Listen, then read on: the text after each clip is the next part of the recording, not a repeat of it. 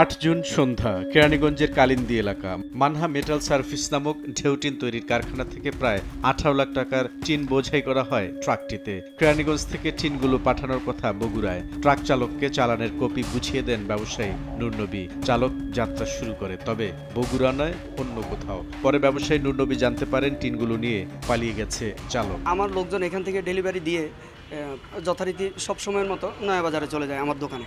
তা আমরা পরক্ষণে দেখতে পাই যে আমার ড্রাইভারের মোবাইলটা বন্ধ। পার্টি বলতেছে যে ভাই আপনি কী নাম্বার দিলেন, আমার এই নাম্বারটা বন্ধ। তখন আমি বললাম যে আচ্ছা আমি দেখতেছি। আমিও দেখলাম একই অবস্থা, নাম্বারটা বন্ধ। আমরা যথারীতি পরের দিন আমরা যোগাযোগ করি, ব্যর্থ হই। আমরা যার মাধ্যমে গাড়িটা ঠিক করলাম তাকে অভিহিত করলাম। তার মাধ্যমে যোগাযোগ করার পরে আমরা পুনরায় আমরা দেখলাম যে মোবাইল বন্ধ।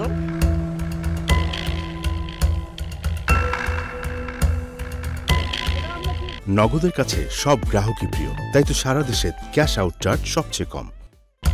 কেরানীগঞ্জ মডেল থানায় মামলার পর পুলিশ তথ্য প্রযুক্তির সহায়তায় আসামিদের অবস্থান শনাক্তের পর 6 জেলায় অভিযান চালিয়ে 2 জনকে গ্রেফতার করে। পরে তাদেরকে নিয়ে দক্ষিণ কেরানীগঞ্জের একটি গোডাউনে চোরাই পণ্য উদ্ধারে অভিযানে যায় পুলিশ। ট্রাক বোঝাই সেই টিনগুলো উদ্ধার করা হয়। বিভিন্ন জায়গা থেকে ট্রাক চুরি করে তার নাম্বার প্লেটটা চেঞ্জ করে ফেলে এবং তারা জানে যে এই চোরাই ট্রাক বা চোরাই পিকআপ এটি আসলে বিক্রি করা যাবে না এবং বেশি দিন চালানোও যাবে না। তো তখন তারা দ্রুত এই ট্রাকটা চুরি করে অল্প 2-1 দিনের মধ্যেই একটা বড় ধরনের 20 লাখ 25 লাখ টাকার মাল, যেমন বিভিন্ন সময় চাল, ডাল, চিনি, এই মালগুলো তারা লোড দিয়ে, বিভিন্ন টাইপের মাল লোড দিয়ে টিপ নিয়ে বাংলাদেশের বিভিন্ন জেলায় নিয়ে যাওয়ার জন্য তারা এটা ভাড়া করে ট্রাকে তোলে। তাদের মূল উদ্দেশ্য থাকে যে তারা এই চোরাই মালটা নিয়ে বিভিন্ন জায়গায় দ্রুত অল্প দামে বিক্রি করে দিয়ে তারা এই চোরাই ট্রাকটা বিভিন্ন জায়গায় ফেলে দিয়ে তারা চলে যায়।